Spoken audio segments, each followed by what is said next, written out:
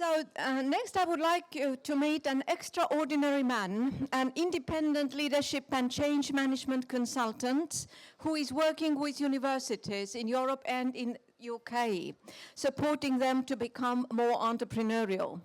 Working with the Leadership Foundation for Higher Education, he supports change management projects and leadership development. His 30-year career in higher education covers a wide range of disciplines, including arts, business, computing, design, entrepreneurship, health, and management. He worked at executive levels for over 10 years and contributed to mergers that created 3 new universities in the UK. He was awarded the title of Professor of Entrepreneurial Leadership in 2012. He works closely with the UK's National Centre for Entrepreneurship in Education and the European University Industry Innovation Network. If there is anything you didn't know about entrepreneurship, this man can tell you. Ladies and gentlemen, it's the greatest pleasure to welcome Professor Paul Coyle.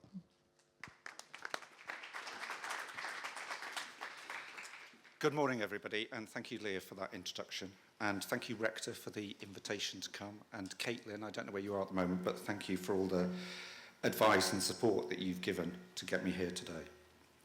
Okay, I'm going to talk about entrepreneurial leadership. And to do that, I'm going to say a little bit about the idea, the concept of the Entrepreneurial University and university business collaboration.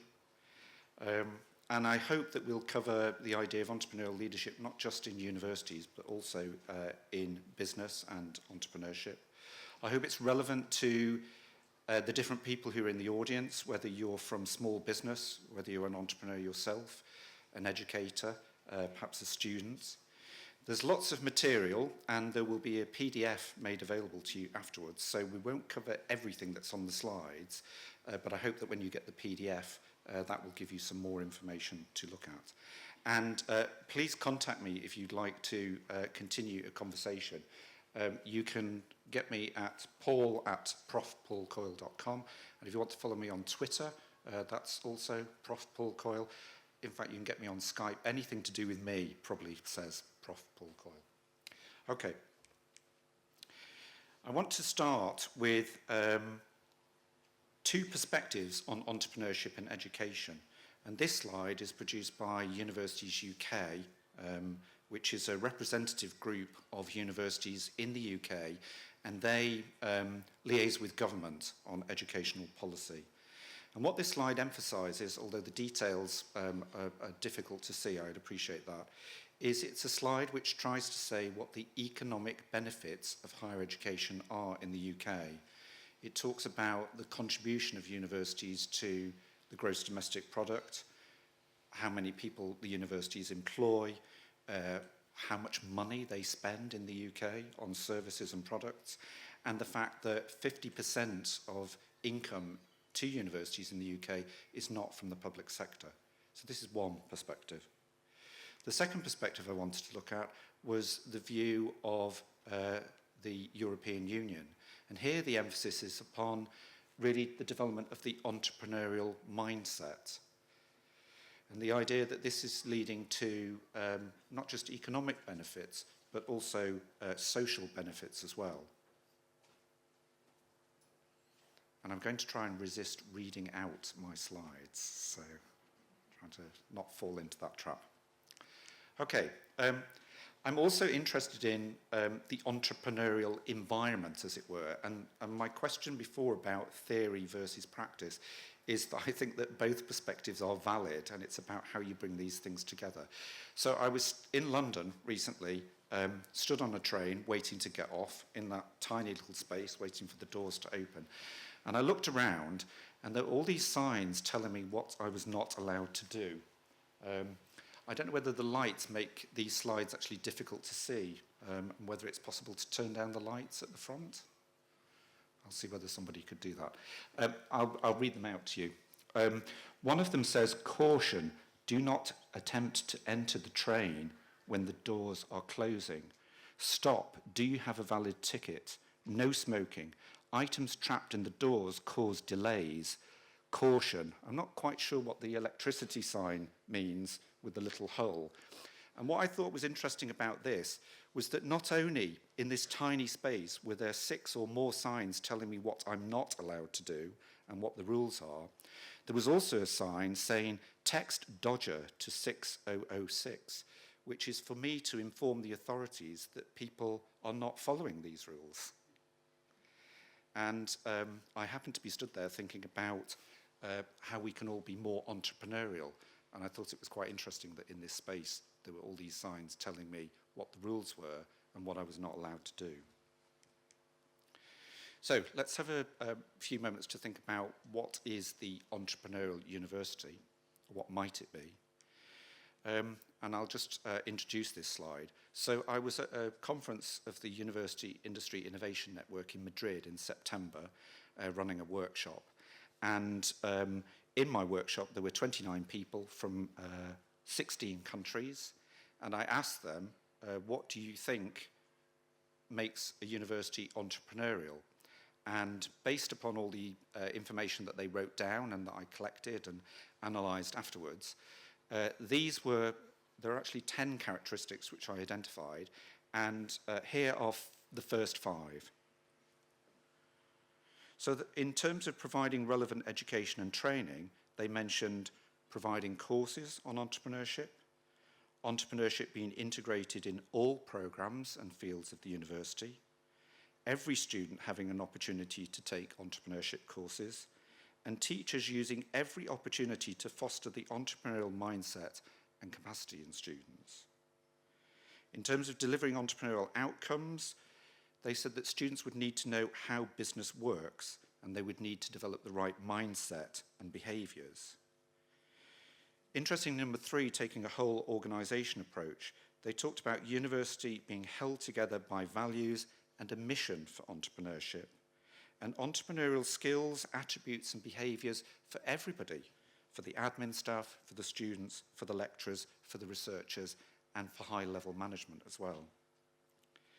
Creating an entrepreneurial culture, some of the examples they had there were a supportive culture where every employee can exercise their creativity and innovation, and a climate that promotes innovation, service, process, and organisational, and a sense in which an expectation that leaders themselves would be entrepreneurial, supporting innovation and entrepreneurship, and allowing employees to fail and to learn from their mistakes.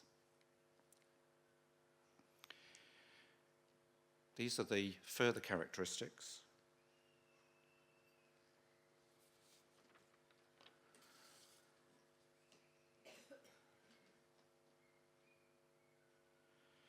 And I think that a major theme of what we are talking about today is perhaps 8, being outward-looking, connected and networked.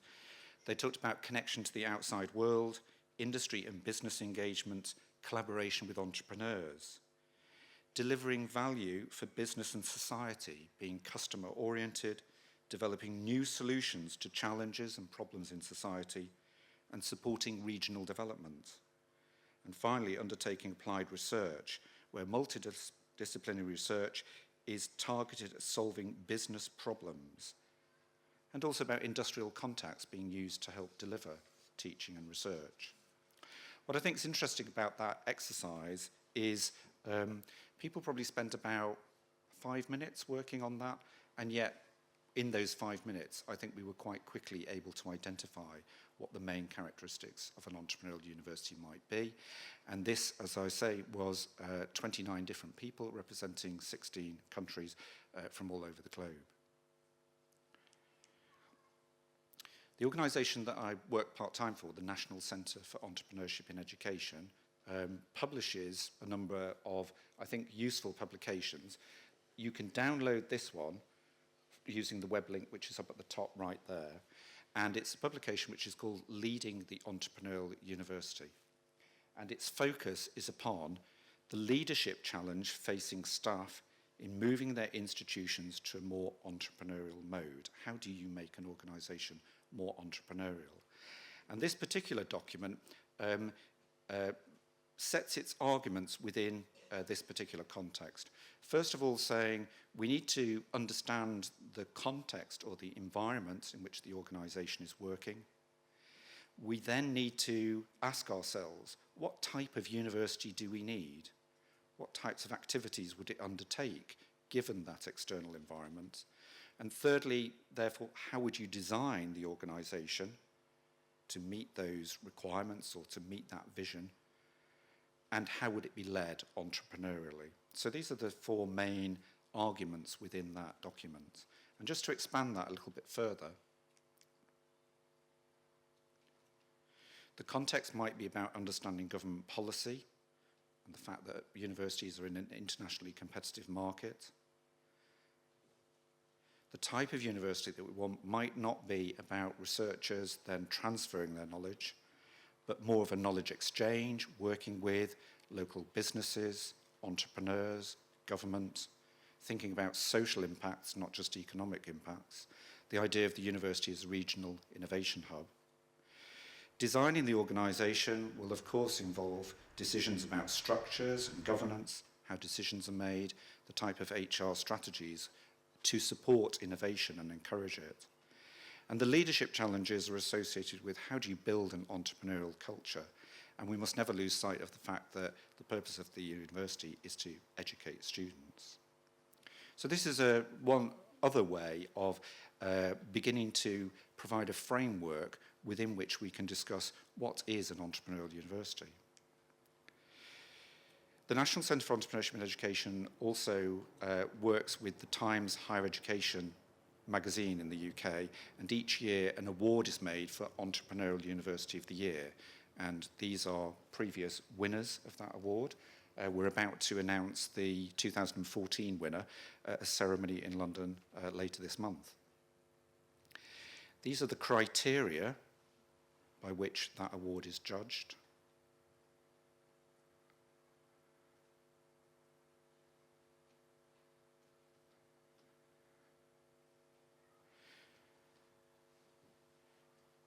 And I think the thing for me which is very interesting about the award is that it is an award which is given for a whole organisation approach. So you could be spectacularly innovative and entrepreneurial in one aspect of the university, but that's not sufficient to win the award. You have to be able to show that you're taking an approach across all of your activities. I also wanted to introduce the idea of the triple helix, which is an idea of Henry Etzkowitz's. And on the right is a quote from his book, and all these references are in the PDF that you will receive.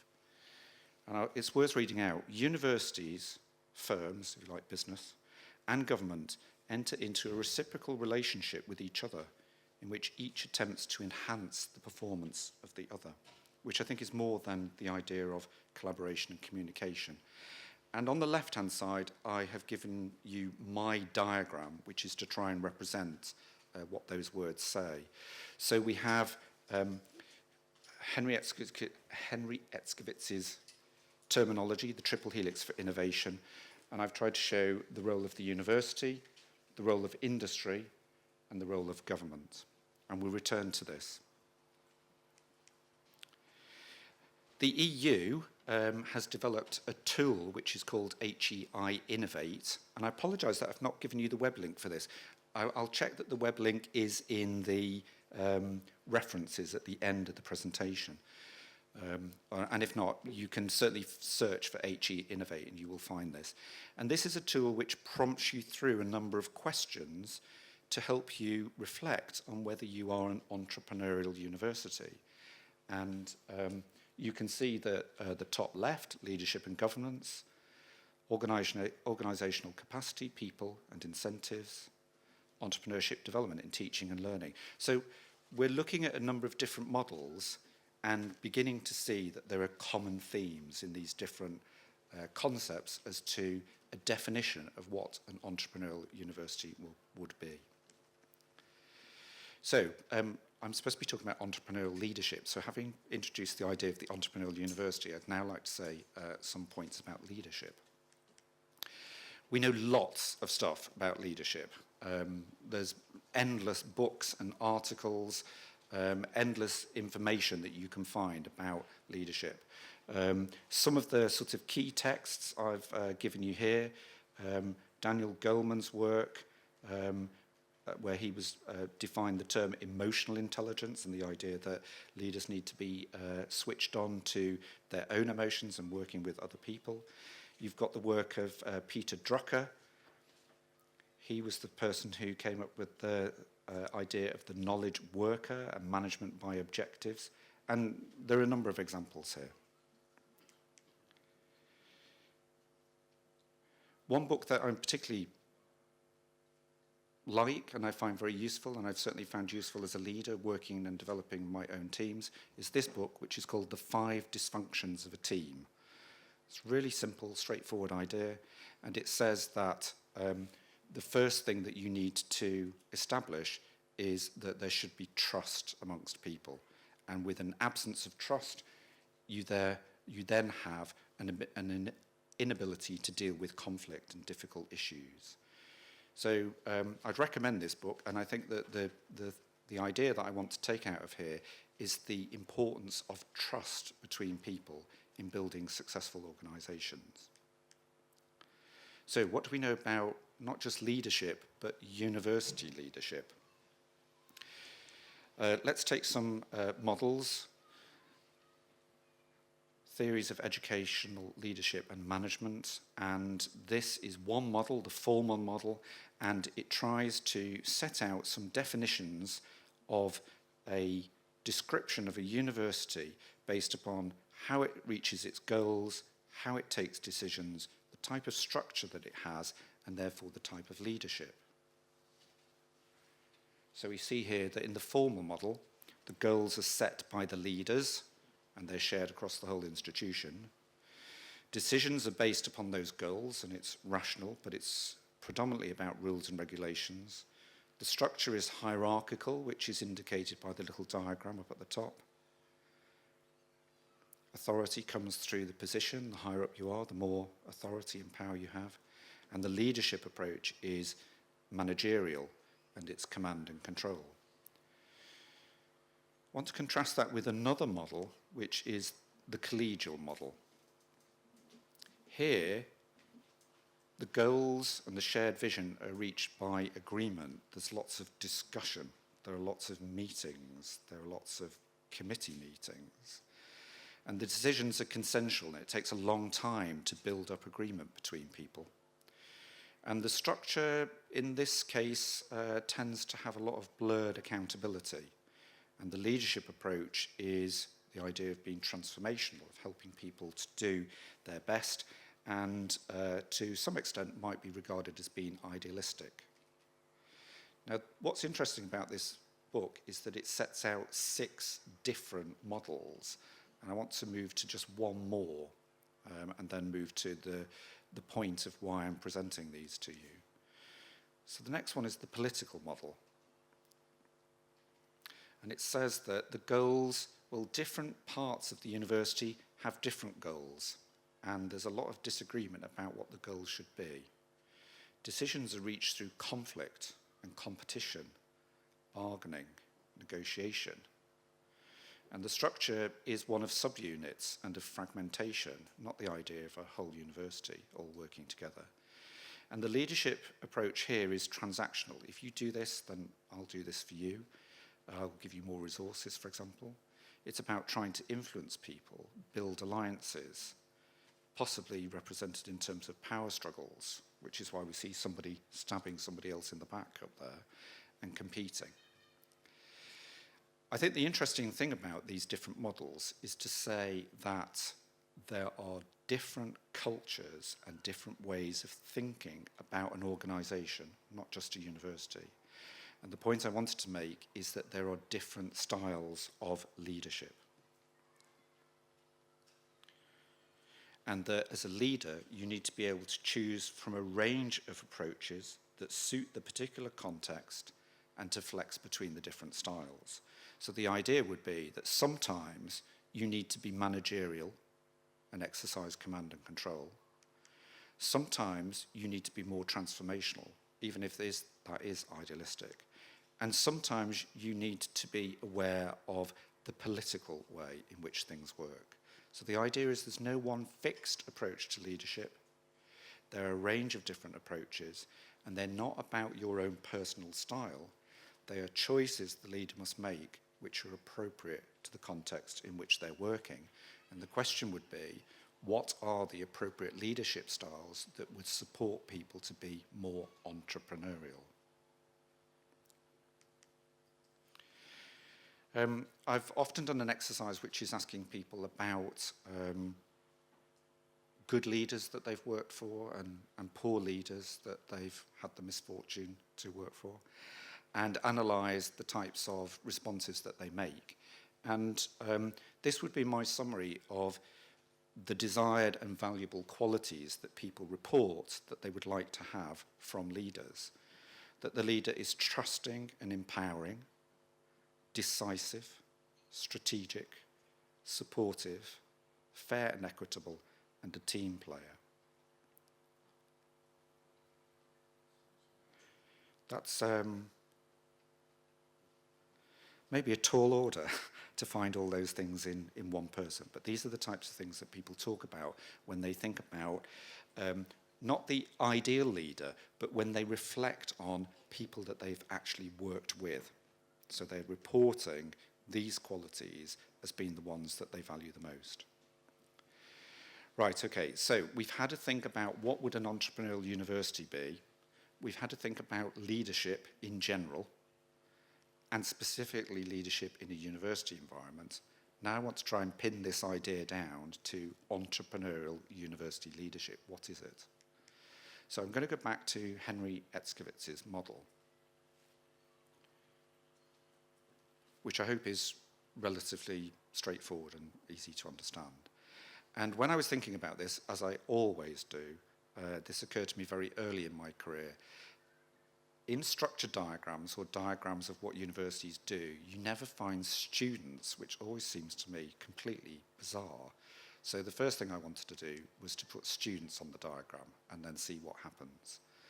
And it throws up, I think, some very interesting ideas about the role of the university and its connections to government and particularly industry. Now, I've extended Henry Etskowitz's idea. He is, I think, principally looking at relationships with industry, corporations, and he's thinking about economic benefits. I've extended this idea to say the private and the public sector, economic, cultural, and social benefits, which I think better reflects the range of contributions that a university makes. And just to follow through the logic of his model, the triple helix for innovation, I've called this the triple helix for education. And I want to explore this a little bit further in terms of the types of relationships and collaborations that could exist here. So let's think about the possible relationship between the university and the private and the public sector. What types of conversations could they have with each other? And I'm suggesting these as there is a very, very long list, but I'm giving these as some examples. So the types of things that I think universities and business could do together, if we use business as the shorthand term, they could think about the future workforce requirements. What will we need people to know and to be able to do in the future? They could co-create long-term economic, cultural, and social benefits. They could define the knowledge and skills needed by graduates. They could produce case study materials and live briefs. They could agree the numbers, scope, and terms and conditions of any internships or placement opportunities that students might have. They could undertake joint research or develop new or improved products and services.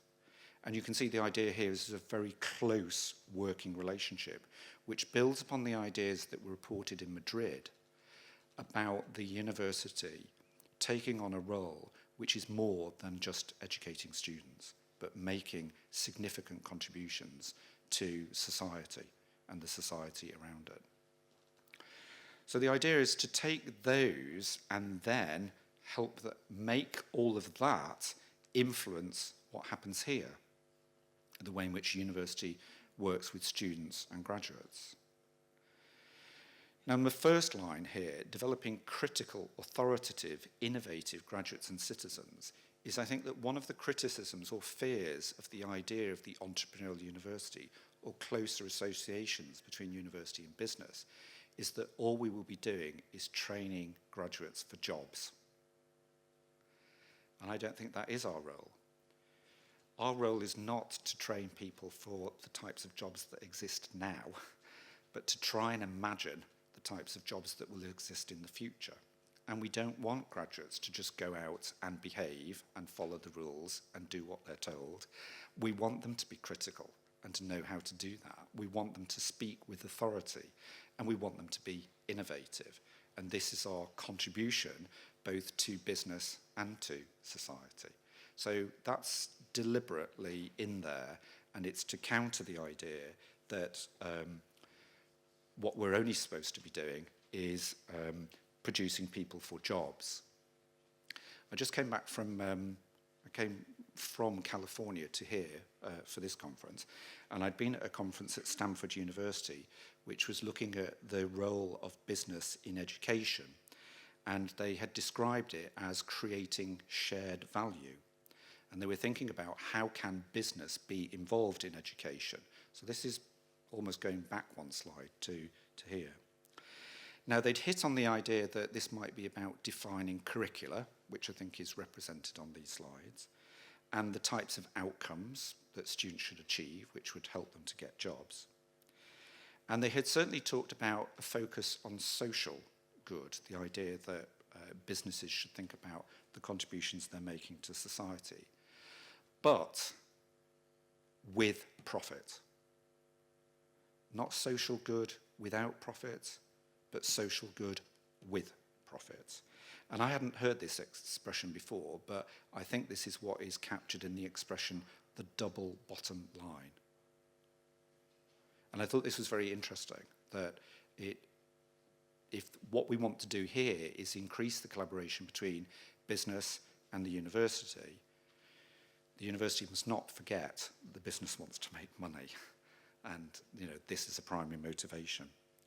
So I thought it was interesting that on the one hand, businesses were talking about, well, we can help education because we can develop online learning, we can develop sophisticated data analysis, which will tell you more about your students. But let's not forget as well that they're also interested in competing with publicly funded education providers, not just with universities, but also at the school level as well. So I thought this is very interesting, and is perhaps a tension in this relationship that could exist between universities and business. Okay, we talked about developing critical, authoritative, innovative graduates. I hope that one of the things that we would do in higher education is explore and critique social, economic, and political norms so that students can challenge. We would promote the benefits of internships, enable the use of modern learning technologies, and coach students in how to network and outline their future career paths and choices. So it is very much connected to, just going to check the time. You said to me it's about to finish, so we've got till past, haven't we? Yeah, okay, so, and then finally thinking about this collaboration, I think the emphasis here is on creating a bridge between study and work. This is the main thing, and helping the transition to work and into society. One of the things which I think is very interesting is what are the obstacles that might be faced here, and I know another speaker is going to talk this afternoon about what are the bottlenecks, what gets in the way, and I think we could think about that. At a conference in Amsterdam, I asked people to think about this. We will pick out 1 or 2 points from these slides, and you can then have the benefit of looking at the detailed information afterwards. The top obstacles in business and universities collaborating were a lack of investment in that type of interaction, and that type of interaction being seen as just one of many competing priorities. They acknowledged the different cultures in universities and industry and the lack of opportunities for regular meetings in order to build up mutual trust, and we talked about trust earlier, and establish strong networks. And they also said there was actually a lack of interest or knowledge by academics and students of industry needs, and there was too much emphasis on theory rather than practice within universities. This is a fantastic case study which involved 27 higher education institutions, I won't read out the names, and looks at how those institutions in those different countries are trying to be more entrepreneurial. Again, this is in the references at the end. I will skip that one. One of the things I just wanted to say briefly to you was that I work with an executive development program in the UK, which is called the Entrepreneurial University Leaders Program.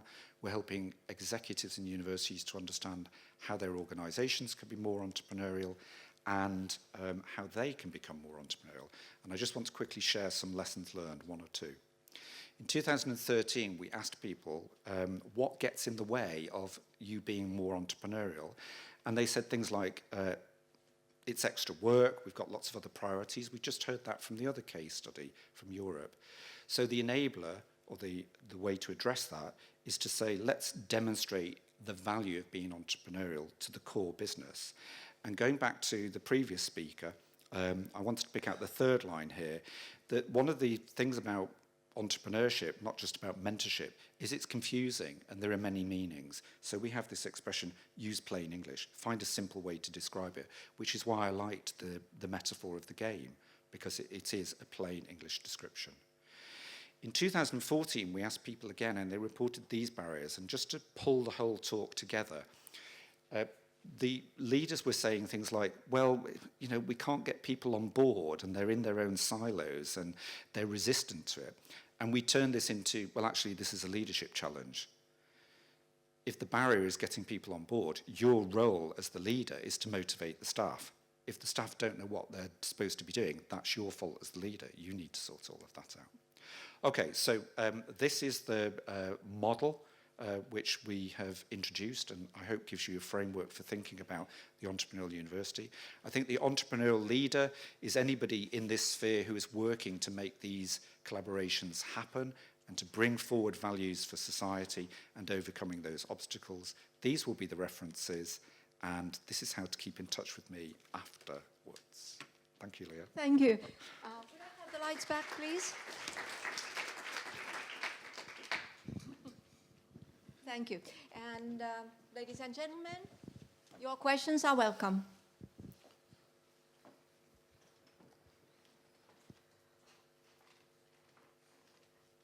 Yeah, I can have it. Thank you for the presentation. Do you know any good research about combining entrepreneurship and leadership? So I believe, like, intuitively, that there should be a strong connection.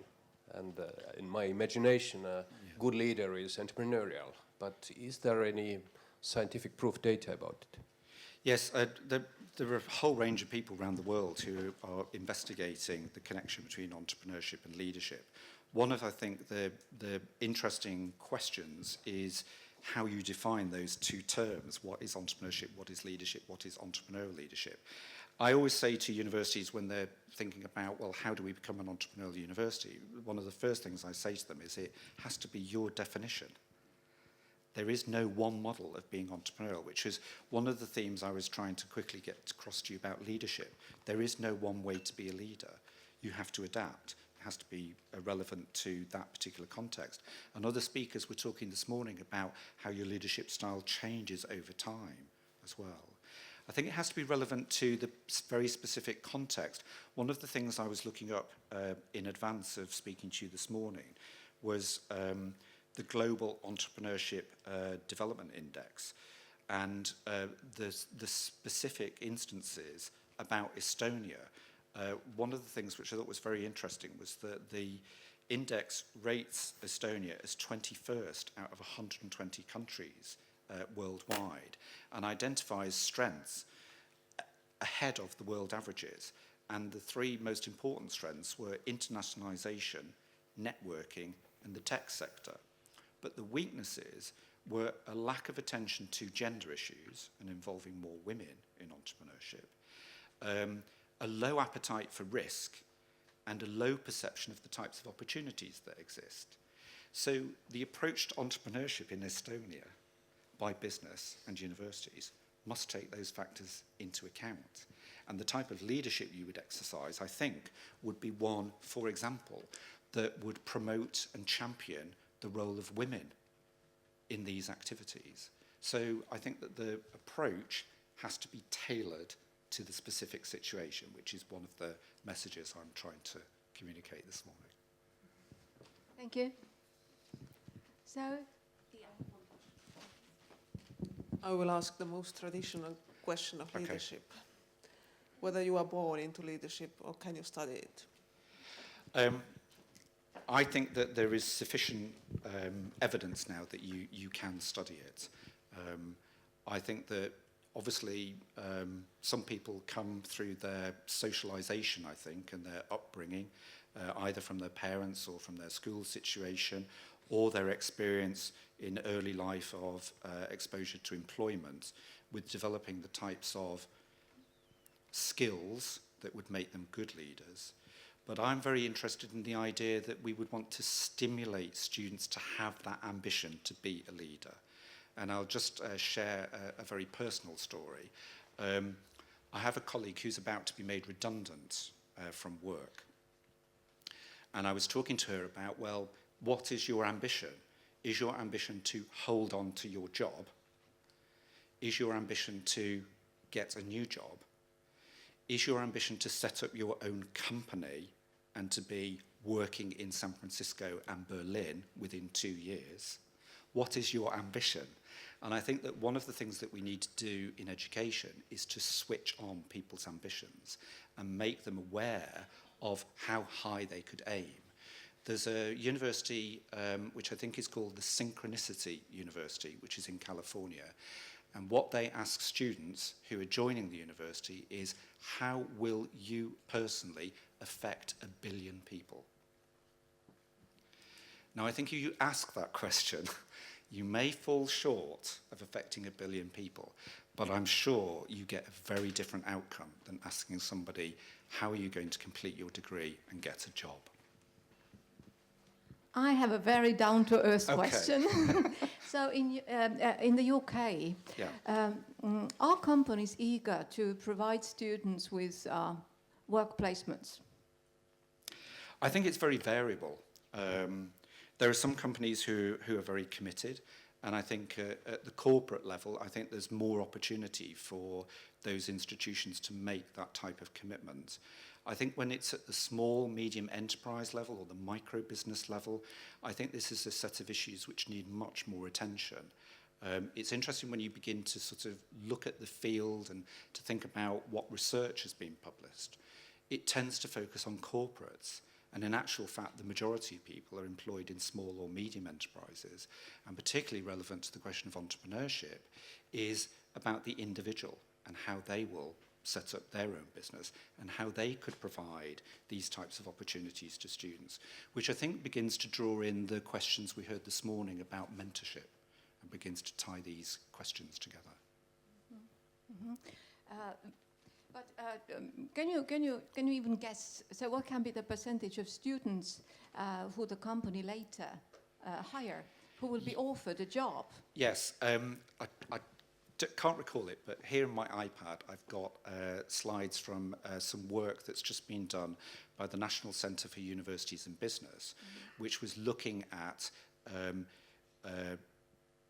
students from different subject areas and what their opportunities were within their courses to undertake work experience or placements, and what types of industries were making that opportunity available to students, and looking at the expectations of students. So in some subjects, students were not looking for work placements, whereas in other subjects, students are, and there were less work placements available than the number of students looking. So again, I think it's a question which needs to be understood in terms of the gradations and the different experiences of people and companies. And what about the lecturers? Is it common that lecturers, for example, run their own business? Again, it depends. I mean, for example, in the creative arts, yes, you know, somebody who's teaching about design or art, they're probably running one business, if not multiple businesses outside the institution. There are other subjects where that's not so common. For me, the defining characteristic, and this is certainly what I've always asked of my own staff, is that they must have that external connection. They don't need to be running a business, but they need to be externally connected, and that needs to inform the experience of their students. And that harks back to what people were saying in Madrid, that not only did the organisation need to be externally connected, but the staff did too. And I personally felt that that was a minimum expectation to have of staff. And in having that minimum expectation, I needed to facilitate that as a leader and make that possible. Definitely so. No more questions? No.